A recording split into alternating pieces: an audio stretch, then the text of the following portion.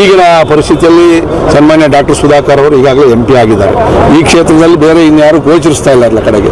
ಈಗ ಸಂದೀಪ್ ರೆಡ್ಡಿ ಅವರು ರಾಜಕೀಯಕ್ಕೆ ಬರಬೇಕು ಅಂತ ಏನು ಮೊದಲಿಂದ ಇರಲಿಲ್ಲ. 8 ವರ್ಷದಿಂದ ಭಗತ್ ಸಿಂಗ್ ಚಾರಿಟೇಬಲ್ ಟ್ರಸ್ಟ್ ಮುಖಾಂತರ ಮಾಡಿದ್ರು. ನಾನು ಅವ್ರನ್ನ ಪರಿಚಯ ಮಾಡಿಕೊಂಡು ರಾಜಕೀಯಕ್ಕೆ ಓಡಾಡು ಅಂತ ಹೇಳಿದ್ವಿ. ಮುಂದೆ ಖಂಡಿತ ಕೂಡ ರಾಜ್ಯ ನಾಯಕರು ನಮ್ಮ ವರಿಷ್ಠರ ಕಣ್ಣು ಬಿದ್ದೇ ಬೀಳ್ತಾರೆ ಮತ್ತು ಲೋಕಸಭಾ ಸದಸ್ಯರ ಆಶೀರ್ವಾದ ಕೂಡ ಇರಬೇಕು. ಖಂಡಿತವಾಗಿ ಕೂಡ ಇಂಥವರು ಅಧಿವೇಶನ ಬಂತು ಅಂದರೆ ಮಾತಾಡೋದಕ್ಕೆ ಮತ್ತು ಜನರ ಸೇವೆ ಮಾಡೋದಕ್ಕೆ ಅನುಕೂಲ ಆಗ್ತದೆ. ನಾನು ನೇರವಾಗಿ ವಿಶ್ವನಾಥನ್ ಅವರಿಗೆ ಮನವಿ ಮಾಡ್ಕೊತೀವಿ, ಚಿಕ್ಕಬಳ್ಳಾಪುರ ರಾಜಕೀಯದಲ್ಲಿ ನೀವು ಮಧ್ಯದಲ್ಲಿ ಬರಬಾರ್ದು.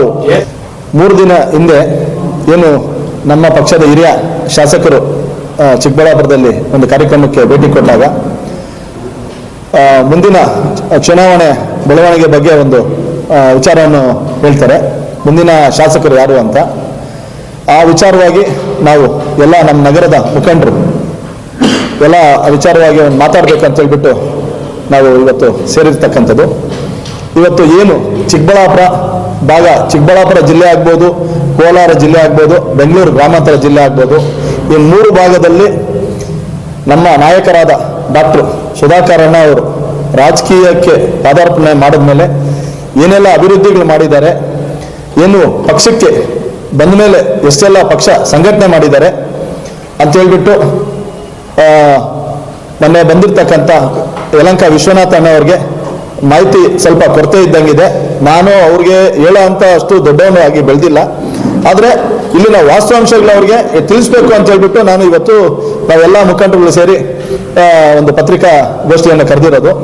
ಇವತ್ತು ಚಿಕ್ಕಬಳ್ಳಾಪುರದಲ್ಲಿ ಅಭಿವೃದ್ಧಿ ಆಗಬೇಕಂದ್ರೆ ಮೆಡಿಕಲ್ ಕಾಲೇಜ್ ಸುಮಾರು 800-900 ಕೋಟಿ ಅನುದಾನ ತಂದು ಇವತ್ತು ಮೆಡಿಕಲ್ ಕಾಲೇಜ್ ಮಾಡಿದ್ದಾರೆ. ಇವತ್ತು ಅದು ಇನ್ನು ಇದುವರೆಗೂ ಓಪನ್ ಆಗಿ ಜನಗಳ ಸೇವೆಗೆ ಆಗದಿರತಕ್ಕಂಥ ನಿಂತಿದೆ.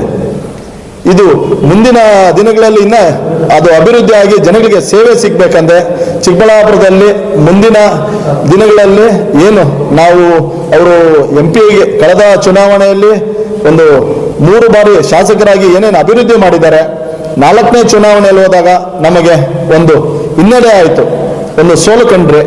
ಸೋಲಾದ ಮೇಲೆ ಚಿಕ್ಕಬಳ್ಳಾಪುರ ಸಂಪೂರ್ಣ ಅಭಿವೃದ್ಧಿಯಲ್ಲಿ ಕುಂಠಿತ ಆಗಿದೆ. ಮುಂದಿನ ದಿನಗಳಲ್ಲಿ ನಮ್ಮ ಡಾಕ್ಟರ್ ಸುಧಾಕರ್ ಅಣ್ಣವರು MLA ಆಗಿ ಆಗಬೇಕು. ಅದಕ್ಕೋಸ್ಕರ ವಿಶ್ವನಾಥ ಅಣ್ಣವರು ಯಾವ ದೃಷ್ಟಿ ಇಟ್ಕೊಂಡು ಹೇಳಿದ್ರೆ ಗೊತ್ತಿಲ್ಲ, ಮುಂದಿನ MLA ಇನ್ನೊಬ್ರು ಅಂತ. ಇಲ್ಲಿ ಅವರ ನಾಯಕತ್ವ ಎಷ್ಟು ಬೆಳೆಸ್ಕೊಂಡಿದ್ದಾರೆ, ರಾಜ್ಯದಲ್ಲಾಗ್ಬೋದು ರಾಷ್ಟ್ರದಲ್ಲಾಗ್ಬೋದು.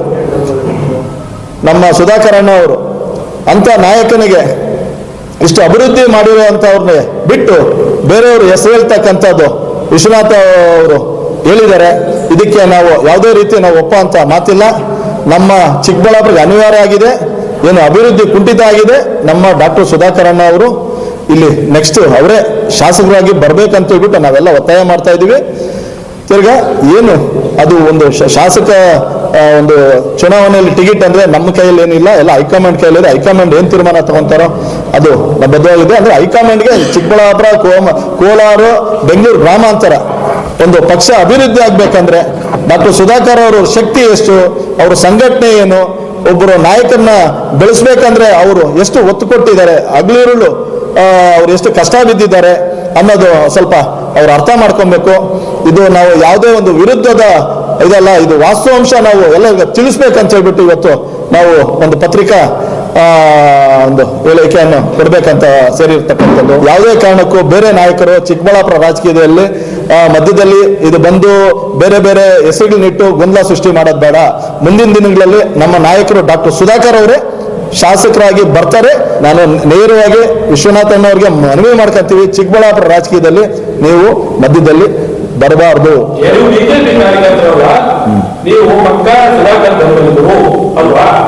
ಈಗ ಚಿಕ್ಕಬಳ್ಳಾಪುರದಲ್ಲಿ ಬಿಜೆಪಿ ಬರ್ಬೇಕಂದ್ರೆ ಡಾಕ್ಟರ್ ಸುಧಾಕರ್ ಅವರಿಂದಾನೇ ಕಾರಣ.